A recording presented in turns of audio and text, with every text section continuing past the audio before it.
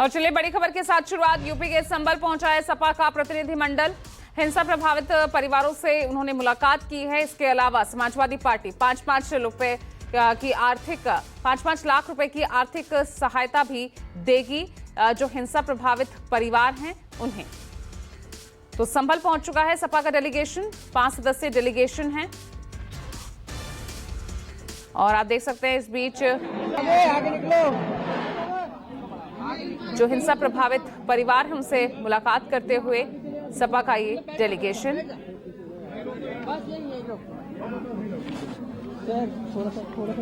तो बता दें आपको, समाजवादी पार्टी का ये 5 सदस्यीय प्रतिनिधिमंडल आज संभल पहुंचा।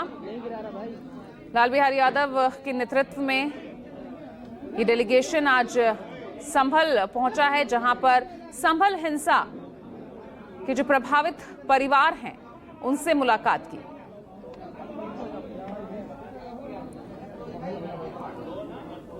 इसमें आपको सांसद जे आर रहमान बर्क आपको नजर आ रहे हैं।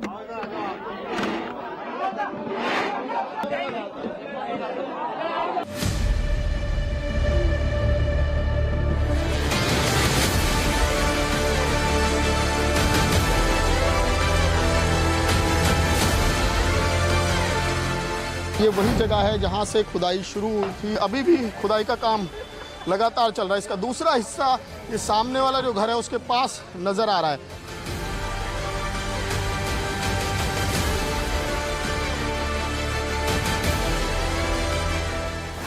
ये घर की दीवार है, लेकिन इसका बावड़ी का एक हिस्सा यहाँ पर भी जाता हुआ नजर आ रहा है। मेरे बच्चे पढ़ रहे, पढ़ते से मजदूरी करने लगे, हम सिलाई कर रहे हैं, गुजारा कर रहे हैं। हम ये चाहते हैं मेरे घर को कुछ ना हो।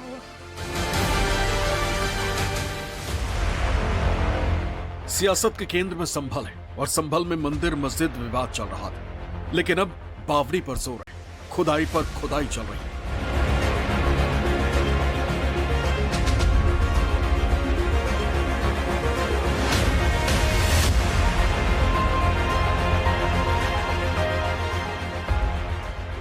पिछले 9 दिनों से एएसआई की टीम इतिहास के पन्ने खंगाल रही है।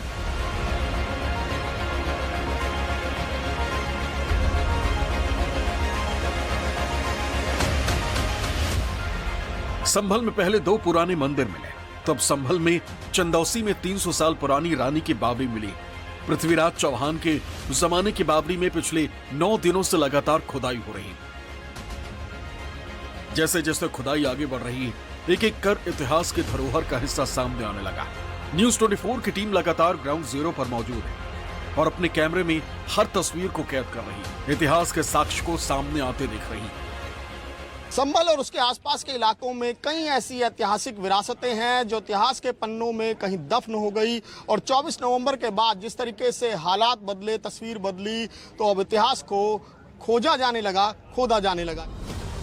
संभल के चंदौसी के लक्ष्मणगंज में खुदाई के दौरान जमीन में कई फीट नीचे दफन बावड़ी का रूप अब सामने आने लगा है। हर बीतते वक्त के साथ साथ नई नई तस्वीर सामने आ रही है।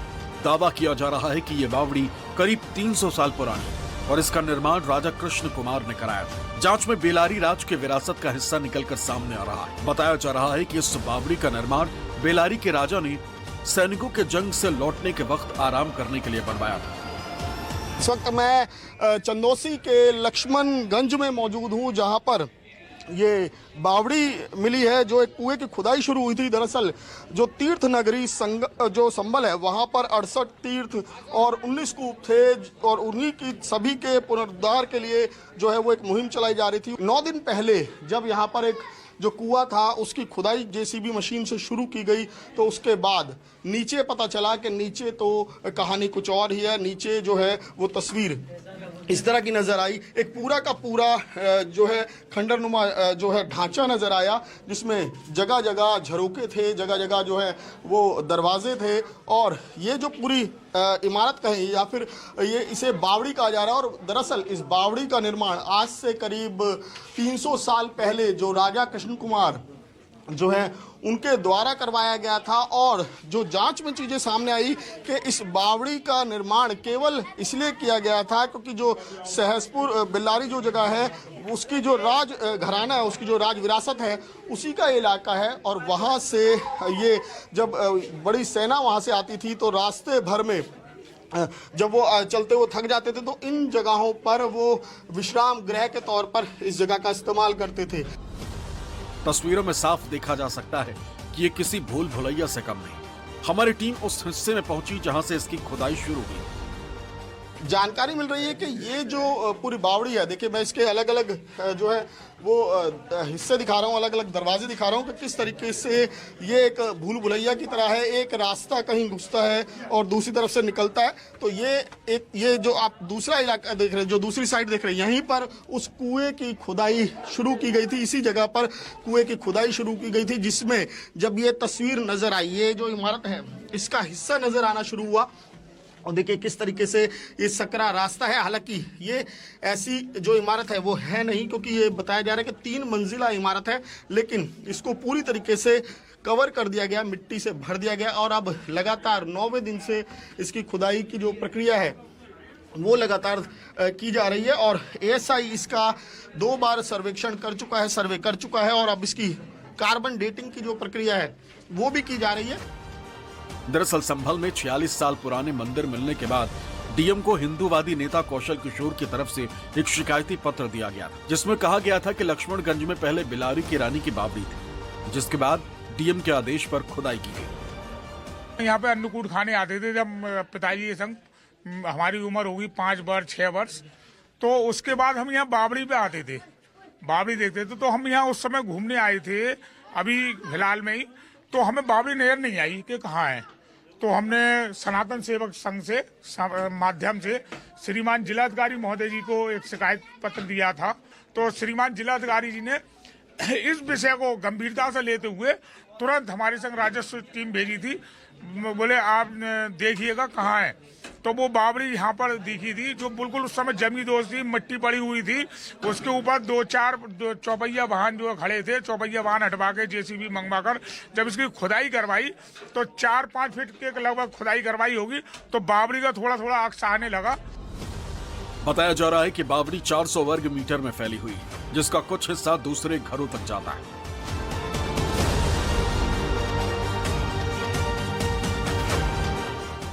यहाँ पर मैं देखिए दूसरा हिस्सा भी दिखाऊंगा कि क्योंकि अभी केवल 1 मंजिल ही इसकी बाहर आई है और इसकी दूसरी मंजिल जो है वो अभी भी कहीं ना कहीं ज़मीन में दफन है। लेकिन अब इसको लेकर एक विवाद और सामने आया कि जो ये पूरी बावड़ी है करीब 400 वर्ग मीटर में ये बनी हुई है, और जिसमें काफ़ी हद तक जो हिस्सा है वो अवैध कब्जे के या इंक्रोचमेंट की भेंट चढ़ गया। और आसपास के जो मकान हैं उनको लेकर भी अब जो है वो तस्वीरें सामने, और उनको लेकर भी सवाल खड़े हो रहे हैं कि क्या इस बावड़ी को पूरी तरीके से मिट्टी से भरकर और उसके बाद जगह जगह यहाँ पर मकान बना लिए गए।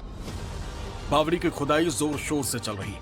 ऐसे में हमारी टीम खुदाई के दूसरे हिस्से पर पहुंची, जहां बावड़ी का एक हिस्सा दूसरे मकान के नीचे था। बताया जा रहा है कि भूमाफियाओं ने इस पूरी बावड़ी को मिट्टी से पाट कर इसकी प्लॉटिंग कर दी थी।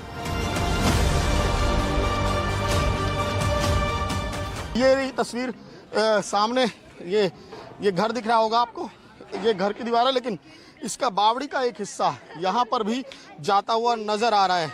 फिलहाल खुदाई के काम को रोक दिया गया है, क्योंकि अंदर भी यहाँ पर खुदाई जब की गई तो यहाँ पर भी ऐसा लगा जैसे कोई रास्ता बना हुआ है। तो इन मकानों को, इन निर्माण को लेकर भी सवाल खड़े हो रहे हैं। उधर हमारी टीम उस घर में भी पहुंची जिसके नीचे बावड़ी का दूसरा हिस्सा दफन था। वहां हमारी मुलाकात उस घर की मुखिया से हुई। उन्होंने साफ कहा कि उनके पति ने इस जमीन को खरीद कर यहाँ मकान बनवाया, लेकिन अब वो इस दुनिया में नहीं। साथ ही उनका रो रो कर बुरा हाल है। अपने घर को खोने का डर उनके चेहरे पर साफ झलक रहा है। हमारे साथ एक परिवार के लोग हैं जिनकी रातों की नींद उड़ गई है जिस दिन से उनको ये पता चला कि उनका जो घर है वो बावड़ी के ऊपर है, क्योंकि इन्होंने केवल समतल जमीन को खरीदा था, इन्हें कुछ नहीं पता था कि यहाँ पर क्या है। हम इन्हीं से जानते हैं, ये कब जमीन आपने खरीदी थी और ये मकान का निर्माण कब करवाया? 2010 में खरीदी हमने। तब क्या था यहाँ पर? कुछ नहीं, हमारा यही ज़मीन थी और इसकी बुनियादें भरी हुई थी 3 तरफ की, ये वाली हमने भरवाई है। अच्छा। बाकी हमें कुछ नहीं पता। अब इनके पापा ने बनवाई, फिर इनके पापा बाहर चले गए, वहाँ से आए 1 महीना 10 दिन रहे, वो दुनिया से चले गए, अटैक हो गया। बस हमें कुछ नहीं पता। मेरे बच्चे पढ़ रहे, पढ़ते से मजदूरी करने लगे, हम सिलाई कर रहे हैं, गुजारा कर रहे हैं। सबसे मालूम कर लीजिए, हम कहीं आते जाते भी नहीं है, सिलाई से गुजारा हो रहा है हमारा। हम ये चाहते हैं ये मेरे घर को कुछ ना हो।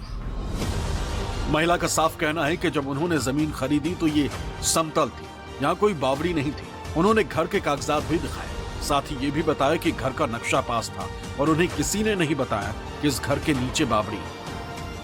हमारा नक्शा भी पास है। इसमें लिखा हुआ है पूरम प्लॉट नंबर 7, पश्चिम में रास्ता 12 फीट चौड़ा, उत्तर में आरजी विक्रेता, दक्षिण में प्लॉट जहीरुद्दीन। यानी कि पूरा जिक्र है कि जहां पर ये प्लॉट है या जहां पर इन मकान है, इनके अगल बगल में चारों दिशाओं में क्या क्या है, इसकी जानकारी इसमें साझा की गई। लेकिन सवाल उसी में खड़े होते हैं कि अगर परिवार को नहीं पता था, लेकिन सरकारी रिकॉर्ड में तो था। उनकी बेटी सोफिया के चेहरे पर भी डर साफ नजर आया। यहाँ ये सुना था कि यहाँ पर कुआं है एक, तो हम लोगों को यही था कि कुआं है, शायद बीच में होगा। बाकी तो जगह सब लोग कहते थे कि छोड़ रखी है कुएं की, तो हम लोग को यही था कि जगह छोड़ रखी है, 300 गज की प्लॉटिंग है और बाकी तो हमें कोई सेफ है हमारा घर। हम लोग को इतना अंदाजा ही नहीं था कि यहाँ ऐसा हो सकता है। ये सब कुछ अगर पता होता पहले से तो शायद आज ये सब कुछ नहीं होता, नहीं बनवाते। संभल में मिल रहे पहले प्राचीन मंदिर, फिर कूप और फिर बावड़ी के मिलने से ये सवाल उठने लगे हैं कि क्या संभल में ऐतिहासिक धरोहरों को जानबूझकर दबा दिया गया। हालांकि मंदिर मस्जिद विवाद के बीच इन प्राचीन बावड़ियों का मिलना यूपी की सियासत का बड़ा मुद्दा जरूर बन गया है। विमल कौशिक, संभल, न्यूज़ 24।